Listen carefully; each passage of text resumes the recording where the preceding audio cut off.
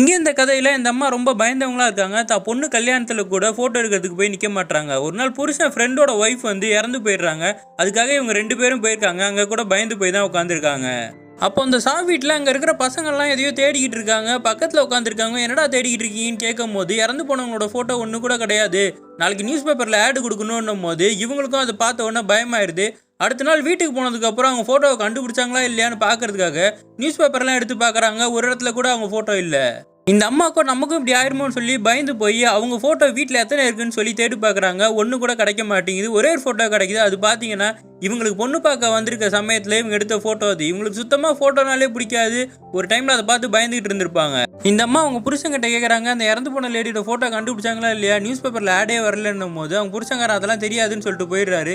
இவங்களுக்கு ஆர்வம் தாங்க முடியாமல் அந்த இறந்தவங்க வீட்டுக்கே போய் பார்க்குறாங்க.